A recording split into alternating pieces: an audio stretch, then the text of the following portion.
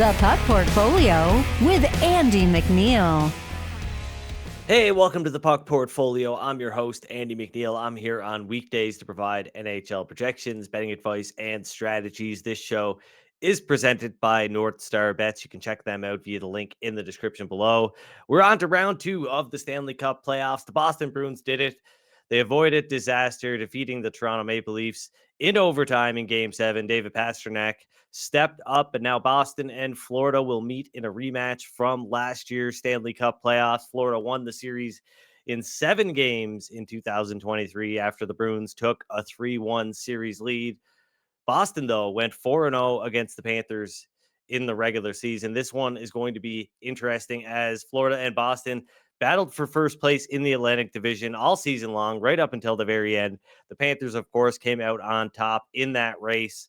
Florida made easy work out of the Tampa Bay Lightning in round 1, defeating the Lightning in 5 games. And as a result, the Panthers now have the best odds to win the Stanley Cup of any team in the Eastern Conference. Makes sense, too, because this team is stacked. Matthew Tkachuk is a former 40-goal scorer, as is Carter Verhaeghe. Sam Reinhart coming off a 57-goal season. And then you've got Captain Alexander Barkov. I mean, he's only 2 seasons removed from scoring 39 goals in 67 games, and he scored at a 90-point pace this season. However, it's Barkov's defensive play that has earned him accolades and will likely earn him a Selke trophy this season. And that trickled down as the Panthers, led by Barkov, were one of the best defensive teams in the regular season. According to Evolving Hockey, the Panthers ranked 2nd in shot attempts and 5th in expected goals against per 60 minutes at 5-on-5. Only one team allowed fewer goals per 60 minutes at 5-on-5 too, despite the fact that the Panthers' 2 best defensemen, Aaron Ekblad and Brandon Montour, played 51 and 63 games respectively. Of course, it does help that Sergei Bobrovsky picked up right where he left off in last year's playoffs. Bobrovsky posted a solid .913 save percentage and saved the Panthers approximately 16 goals above expected, according to Evolving Hockey's expected goal model. Bobrovsky held the Lightning to 3 or fewer goals in 4 out of 5 games in round 1, and he is 16-7 straight up in the playoffs since the start of 2023. Statistically, backup Anthony Stolarz was better in both of those categories, save percentage and goals saved above expected, but he has no playoff experience. Stolarz has never started a playoff game, and bettors should expect Bobrovsky to start game 1 and every game in the series. On top of being one of the toughest teams to play against at even strength, the Panthers are also deadly on special teams. Florida finished among the top 10 teams on the power play and the penalty kill in the regular season, and they faced a pretty tough special teams matchup in round 1 against the Lightning, who also ranked among the top 10 teams on both the kill and the power play. The Panthers finished the series with an 80% success rate on the kill while going 3 for 13 with the man advantage against the Lightning. But now let's talk about my Boston Bruins. For the second year in a row, the Bruins squandered a 3-1 series lead in the first round. Unlike last year, though, the Bruins actually won Game 7 versus the Toronto Maple Leafs, and they avoided disaster. However, the consensus opinion seems to be that the Bruins will be no match for the Florida Panthers in this series. On the one hand, that makes sense. Florida was better than Boston during the regular season, and the Panthers didn't have nearly as much trouble getting out of the round as the Bruins did. However, don't underestimate the chances that this series could become a goaltending duel, whether it's Jeremy Swayman or Linus Ullmark in goal. Boston arguably has better goaltending than the Panthers. Both Swayman and Ullmark ranked among the top 10 in goals saved above expected for the second season in a row this year.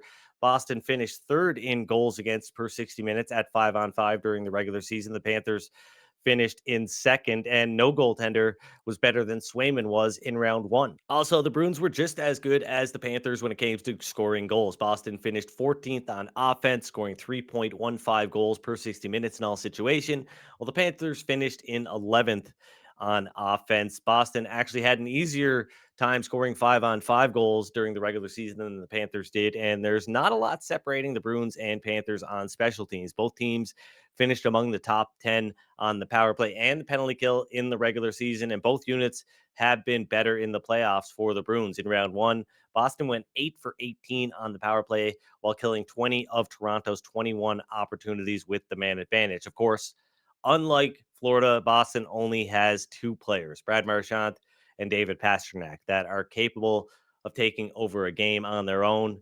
And the former is getting pretty long in the tooth. The Bruins do have a couple of star defensemen in Charlie McAvoy and Hampus Lindholm, but the Panthers are much deeper at that position, really every position outside of the crease. And Boston's young players, Mason Laurie, Parker Witherspoon, Justin Brazeau, and Johnny Beecher are all going to have to step up. They played well in round one, but there's reason to believe that there's going to be a lot less space and a lot less time to work with in round two versus the Florida Panthers.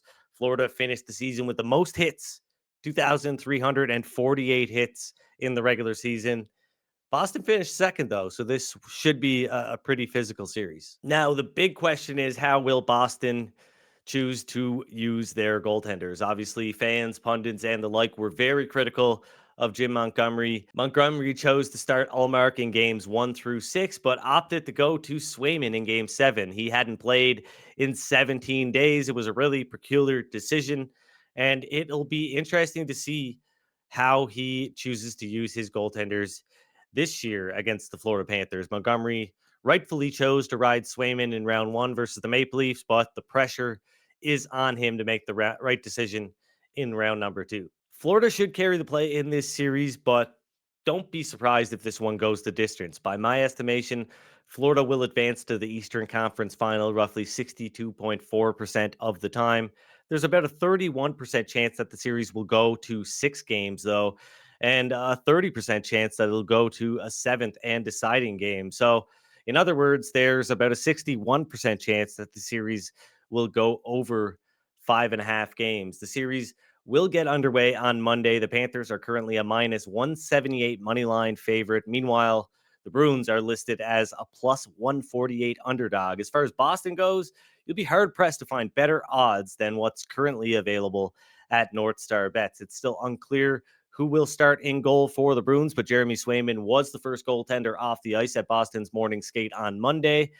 And I'm willing to bet on Boston to win game one, even though I'm not willing to bet on them to win the series. I think the Panthers should be priced at around minus 165 to win the series. However, my model suggests the game one odds should be a lot closer to minus 134 in favor of the Panthers. And that means that Boston is a good bet to win the game at plus 148 odds.